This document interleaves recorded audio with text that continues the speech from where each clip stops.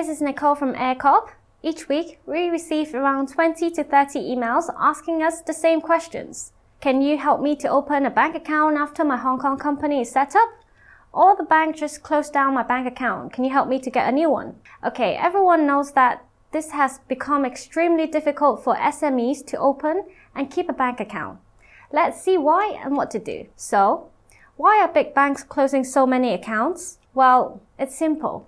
Over the last few years, most countries have increased their efforts to fight money laundering, terrorism, and tax evasions. They realized that banks were not doing enough and imposed stricter obligations on them. This led to so many of the big banks being imposed huge fines and sometimes be at risk of losing their licenses. Facing a lot of pressure, the banks had no choice but to apply much stricter standards and invest massively in compliance resources. Of course, this has resulted in additional operation costs for them. Put it simple, opening and maintaining a client account now cost a bank much more than 5 or 10 years ago. One of our contacts at a big bank recently told us that the cost of compliance on any client company easily exceeds $1,000 per year.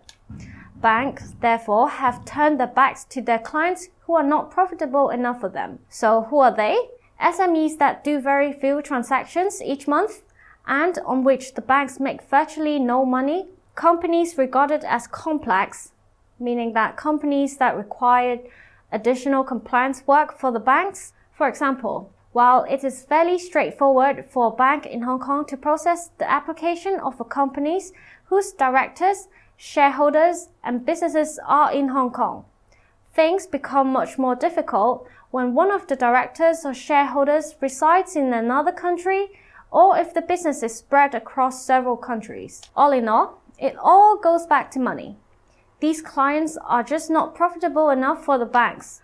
The banks use the excuse of their limited risk appetites to get rid of them. So, what is the solution? What can I do if the traditional banks do not want my company as a client? Well, some options have appeared over the last few years. With the rise of neobanks, challenger banks, there are many of them in Europe, such as the Revolut or N26, and a growing number in Hong Kong. One of them is called the Statutories.